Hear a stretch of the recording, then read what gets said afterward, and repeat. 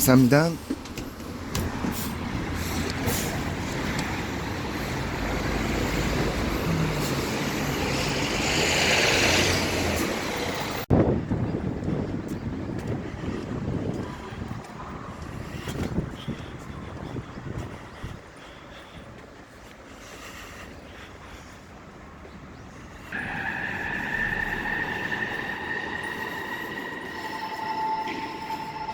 환승입니다.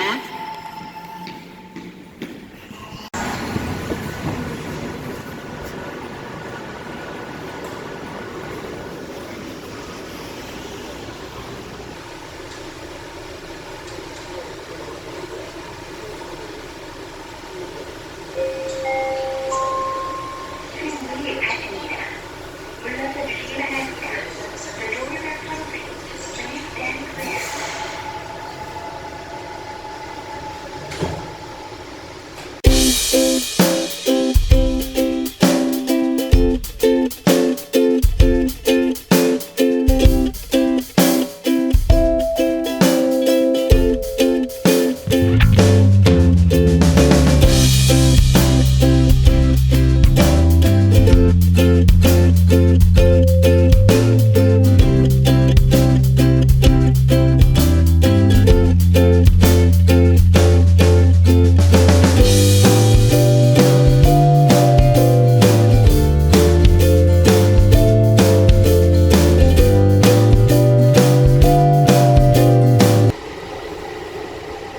이번역은 성산역이 현대에버랜드역입니다.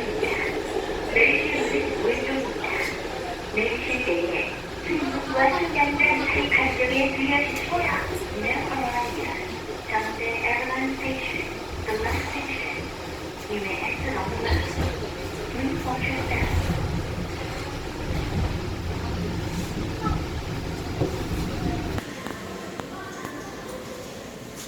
감사합니다.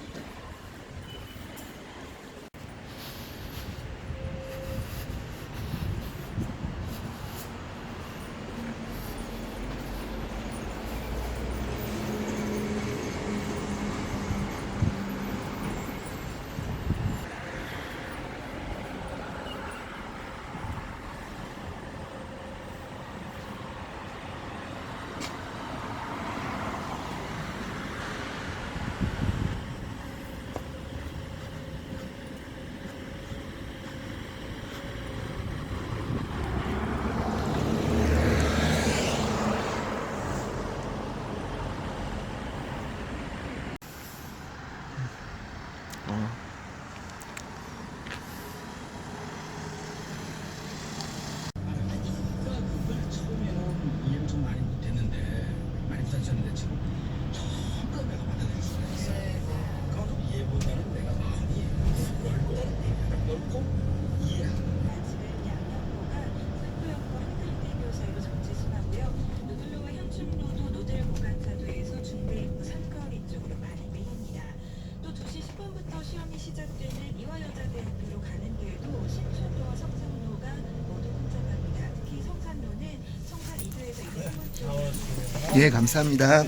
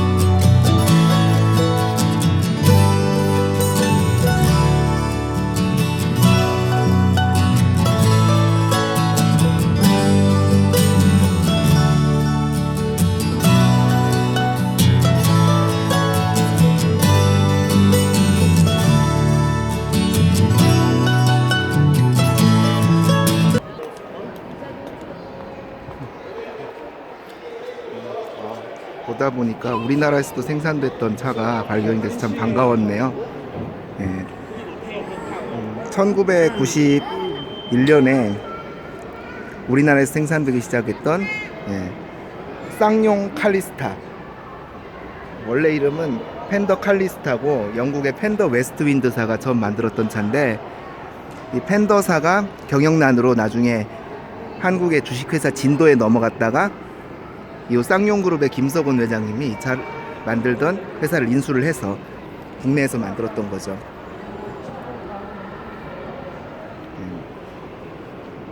펜더 웨스트윈드가 그 당시에 포드와 제휴를 했었기 때문에 포드 부속이 많이 사용됐고, 1990년대에는 생산 설비를 한국으로 옮겨와서 우리나라 송탄 공장에서 생산을 했는데, 결과적으로 그 당시 국내 시장에서 컨버터블 로드스터가 먹히질 않아서 50대 정도밖에 만들지 못하고 결국 역사의 뒤안길로 사라졌던 비운의 차이기도 합니다. 여기에는 또 영화 러브버그 시리즈에 등장했던 살아있는 폭스바겐 허비도 있네요.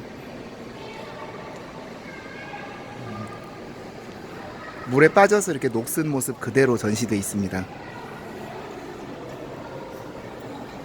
정말 지금이라도 말을 걸면은 뛰쳐나올 듯한 그 모습이 참 인상적이네요. 캘리포니아 OFP 857이라는 번호판도 그대로입니다.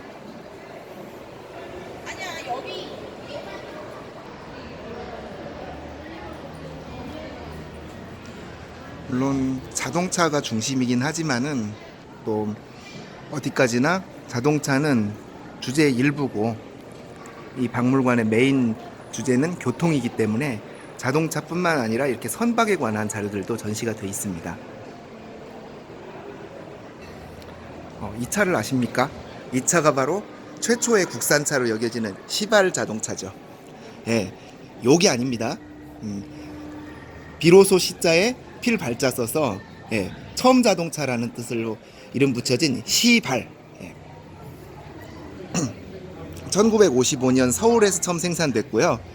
용산구 문배동과 을지로 등의 공장이 있었다고 합니다. 최무성 씨 삼형제가 1955년에 산업박람회에서 처음 출품했던 차고, 2200cc짜리 윌리스 지프 샤시에다가 자신들이 두드려서 펴서 만든 바디를 올렸다고 하죠. 엔진은 윌리스 엔진을 그대로 올리지는 못하고 당시 엔진 기술자였던 김영삼 씨가 복제한 엔진을 올렸다고 해요. 시발은 당시에 품질이나 내구성 면에서 요즘 차들을 못 따라갔기 때문에 그 당시 실제 생산됐던 차들은 현존하지 않고 지금 남아있는 차들은 좀 복원한 겁니다. 이 옆에 있는 차는 기아 마스터 T600, 그 유명한 3륜차죠. 우리나라에도 지금 번호판 달린 채로 생존해 있는 차가 한 대 있는 걸로 알려져 있고요.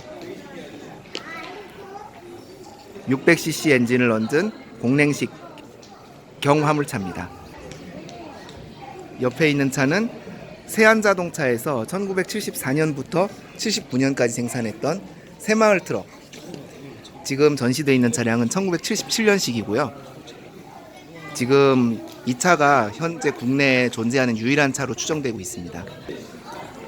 이 차는 신진자동차에 생산했던 800cc짜리 퍼블리카라는 차고요. 공냉식 엔진으로 유명했었습니다. 최고 시속은 120km 정도까지 낼 수 있었고, 당시 신진이 토요타 자동차와 기술 제휴로 코로나 크라운 등과 함께 조립하던 자동차입니다.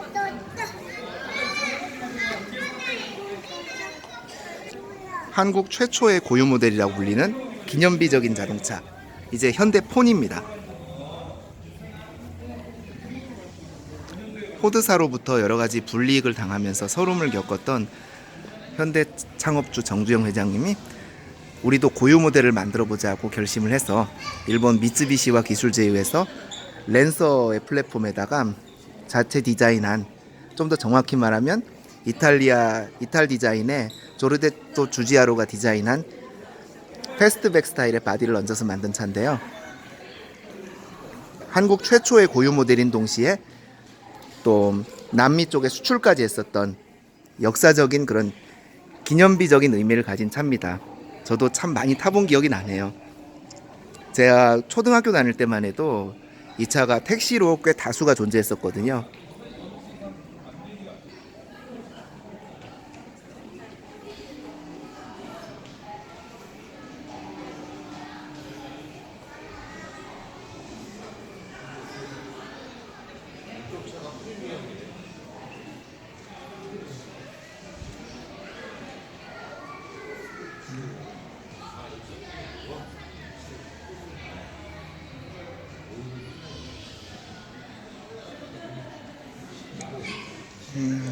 제규어 D타입은 실차가 아닌 레플리카라는 게 조금 아쉽네요. 1929년산 알파로메오 차도 있고요. 이 오래되어 보이는 클래식카 이름은 바로 포드에서 만든 최초의 양산차 모델 T입니다. 이 차가 시판되면서 비로소 자동차의 대중화 시대가 열렸다고 해서 역사에 기록된 유명한 차죠. 이 포드 모델 T가 처음 판매되면서 약 1,500만 대 이상을 팔았고, 그렇게 해서 포드는 자동차 왕 헨리 포드라는 별명을 얻고 세계적인 자동차 회사로 발전할 수 있었다고 합니다. 옆에 있는 차는 프랑스의 대중차인 시트로엥 트락숑 아방이란 차고요. 이 차는 말이 필요 없는 차죠. 그 유명한 폭스바겐 비틀, 일명 폭스바겐 타입 1이라고 부르고, 독일에서 단종된 후에도 멕시코에서 꾸준히 생산되면서 유럽뿐만 아니라 미국에서도 많은 인기를 얻었던 차입니다. 그리고 이 차는 영국의 소형차인 모리스 마이너 1000, 이 차가 나중에 그 유명한 미니의 원형이 됐죠. 바로 옆에 오스틴 미니가 있었네요. 72년산 미니고요. 처음에 복원하기 전에는 이렇게 좀 낡고 좀 흉측한 몰골을 하고 있었는데, 이렇게 삼성그룹에서 말끔하게 복원했다고 합니다. 영국을 대표하는 국민차이고 또 경차죠. 터키 출신인 알레기 시고니스 경이 디자인을 했고요. 모터스포츠에서도 우수한 기록을 세우면서 영국의 국민차로 자리 잡았습니다. 바로 옆에 있는 차는 동독제 경차인 트라반트 601입니다. FRP 바디로 유명한 차인데, 작센링 자동차 공장에서 1960년대에 처음 생산을 시작해서 1991년까지 생산 판매했고요. 지금 여기에 전시되어 있는 트라반트는 88년식입니다. 2기통 2행정 공랭식 엔진이라 매연이 심하고 또 장시간 달릴 경우에 엔진이 과열되기 때문에 1시간에 한 번씩 쉬어줘야 되는 그런 단점이 있는 차였어요. 자, 이제 국산차 봅니다. 이 차는 1970년 모델 체인지 직전에 생산된 신진 자동차의 코로나입니다. 일본 토요타에서 생산된 중소형 차를 한국에 도입해서 조립한 차고요. 최고 시속은 140km 정도까지 낼 수 있었다고 합니다. 한때 택시로 많이 쓰였던 차인데 이제는 구경하기조차 힘든 차가 됐습니다. 다행히 또 이건희 회장님이 수집을 하셔서 지금 우리가 볼 수 있게 됐네요. 그 옆에 있는 차는 제가 한때 포니보다도 더 좋아했던 차예요. 바로 기아 자동차에서 만든 브리사고요. 여기에 전시되어 있는 차량은 1976년식인데 여긴 1979년식으로 잘못 나와 있네요. 1000cc 4기통 엔진으로 최고 시속 140km까지 낼 수 있었고, 한때 국민차로 많은 사랑을 받았던 차입니다. 지금 여기 나와 있는 건 조금 구형이라 헤드라이트가 2개짜리인데, 제 기억 속에 남아있는 차들은 이 2개짜리보다 4개짜리 차가 좀 더 많았어요. 이건 조금 옛날 모델이라 그런데 한 78년경에 헤드라이트 4개로 약간 페이스리프트가 된 브리사가 많이 굴러다녔거든요. 그리고 이 옆에 있는 차는, 녹색 차는 세안에서 만든 제민입니다. 나중에 마이너 체인지 돼서 맵시라는 이름으로도 판매가 됐었고, 근데 폰이나 브리사에 비해서 좀 연료 소모가 많고 내구성도 좀 떨어져서 그렇게 많이 팔리진 않았던 걸로 기억하네요. 이 차는 한때 한국의 국민차로 불리던 기아 프라이드, 일명 포드 페스티벌이라고도 불리죠. 저희 집에서도 자가용으로 한때 굴렸었고요. 배기량이 작고 연비가 좋고 다루기 쉬운 차, 그리고 튼튼하고 잔고장이 없는 차로 많은 사랑을 받았습니다. 예, 그리고 한국산 지프의 대명사로 불리는 쌍용 코란도, 1992년식이네요. 원래 1969년에 생산된 신진 지프가 모태인데요. 신진이 거화로 바뀐 후에도 생산되다가 이 신진 자동차가 결국 가족 간의 문제로 인해서 동아 자동차로 팔리면서 요 동아 코란도로, 그리고 동아 자동차가 쌍용 그룹에 넘어가면서 쌍용 자동차로 이어지면서 계속 팔렸습니다. 이 차는 원래 소프트탑으로 추정되는데 지금 보니까 랭글러에 하드탑이 얹혀져 있네요. 어떤 사연이 있는지는 잘 모르겠습니다.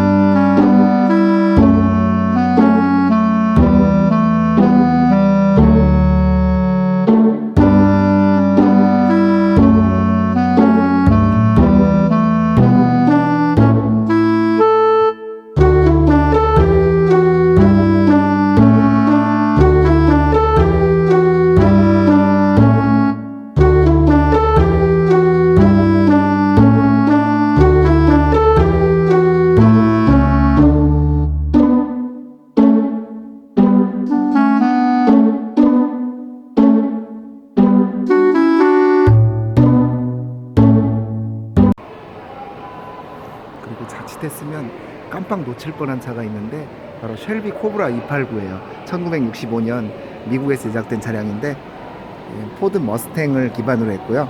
한번 감상해 보겠습니다.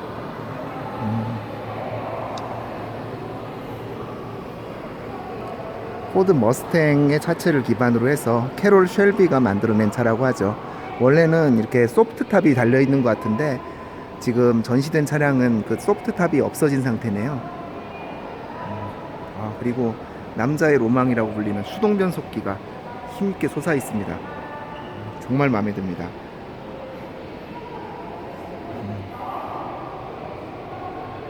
자, 이번에는 한번 2층 전시장으로 올라가 볼게요.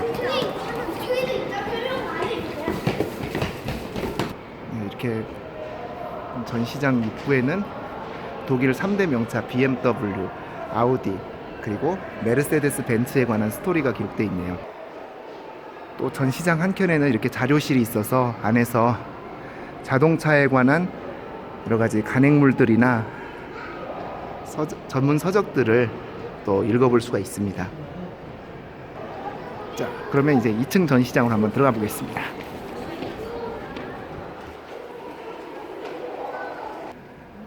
2층 전시장은 오래된 클래식카들이 많다 보니까 항온 항습 시설을 유지를 하고 있다고 해요. 아무래도 이렇게 오래된 차들은 요즘 차들과 재질도 다르고 부식되거나 손상될 위험이 크기 때문에 어쩔 수 없이 항온 항습 시설을 유지할 수밖에 없다고 해요.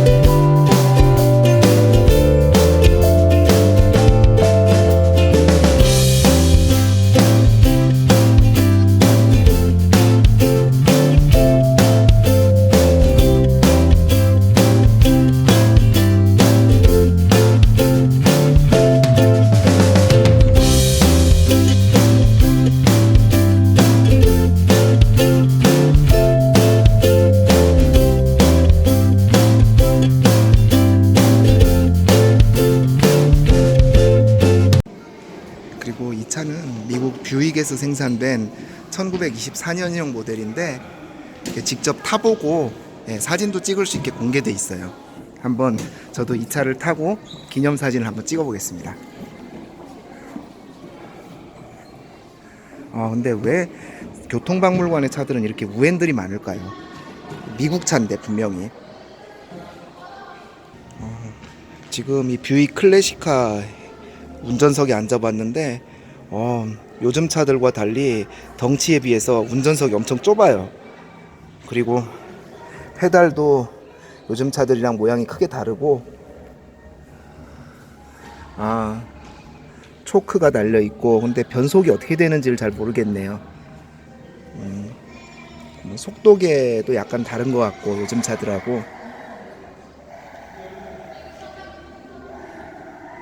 여기에 온 기념으로 이 뷰익 클래시카에 앉아서 한번 기념 촬영을 해보겠습니다. 하나, 둘, 셋. 정말 중요한 전시품을 놓칠 뻔했네요. 백 투 더 퓨처 시리즈에서 마이클 제이 폭스가 탔던 타임머신 들로리언 DMC-12.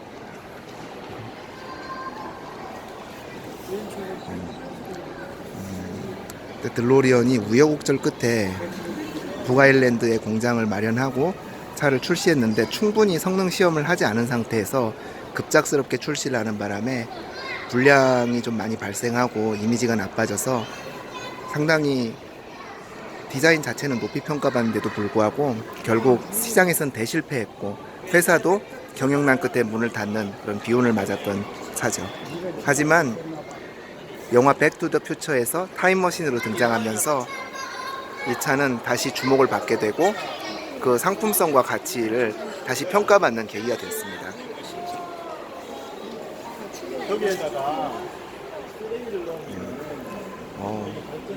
지금이라도 마이클 제이 폭스가 차 안에서 뛰쳐나올 것 같네요. 이렇게 삼성화재 교통박물관 전시실 내부를 둘러보고 왔는데요. 이게 끝이 아닙니다. 절대 끝이 아니에요.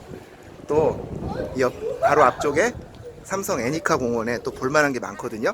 한번 같이 가서 보도록 하겠습니다.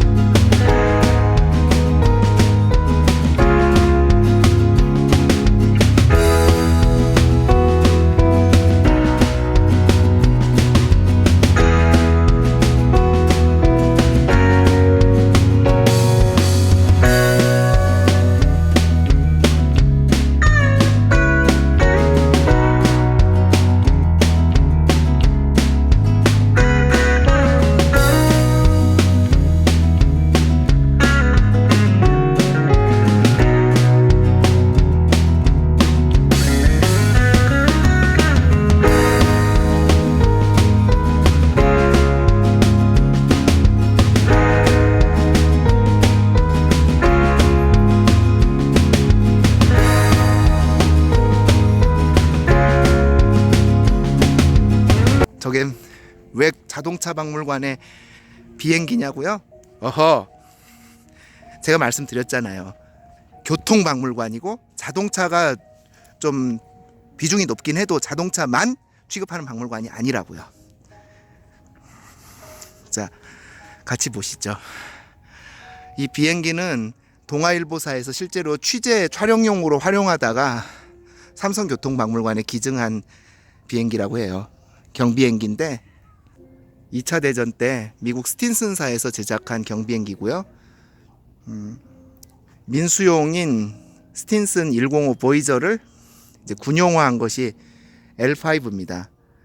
원래 연락기로 제작이 됐었는데 일명 센티넬이라고도 불렸죠. 2차 대전 때 총 3,600여 대가 생산이 됐었고 미군에서 퇴역한 후에 동아일보사가 불화를 받아서 파랑새호라는 이름으로 1963년부터 1967년까지 취재용으로 사용을 했던 비행기입니다. 그 당시에 1964년 가평 버스 추락 사고, 1965년 1월 제2한강교, 그러니까 지금의 양화대교죠, 개통식 등을 취재했던 바로 그 비행기죠.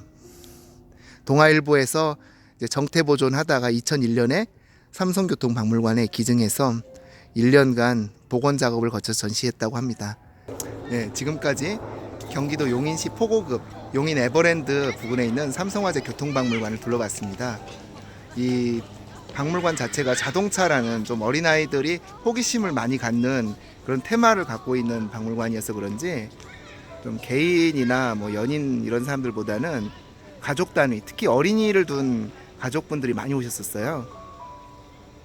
아무래도 또 어린아이들이 또 한참 자동차에 흥미를 갖는 나이기도 하고 또 그거를 이 박물관이 충족시켜 주다 보니까 그런 게 아닌가 생각이 됩니다.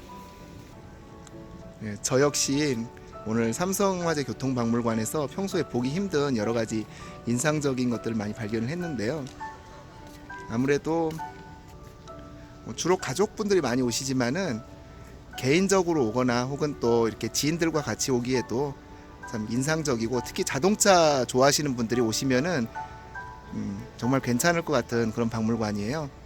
정말 특색 있고 또 테마가 뚜렷한 그런 박물관, 그리고 무엇보다도 대한민국 유일의 교통 전문 박물관이라는 거, 그런 점에서 오늘 삼성화재 교통박물관 방문은 저에게 참 인상적이었습니다. 앞으로도 제가 유튜브 통해서 한번 당일치기로 다녀올 만한 곳, 그리고 가까이에서 좀 구경할 수 있는 그런 좋은 곳들 많이 소개해 드리도록 할게요. 오늘도 보신 동영상 재밌으셨는지, 그리고 마음에 드셨는지 모르겠는데요. 동영상이 마음에 드셨다면 좋아요, 구독하기 꼭 눌러주세요. 오늘도 행복하고 즐거운 하루 되시기 바랍니다. 감사합니다. 좀 뻘쭘한 게 이렇게 보면 아시겠지만은 아까 올 때도 그랬는데 지금 나갈 때도 저 혼자 타고 갑니다. 거의 다 자가용 타고 오시네요. 보니까 가족 단위로 오시는 분들도 많아서 그런지 몰라도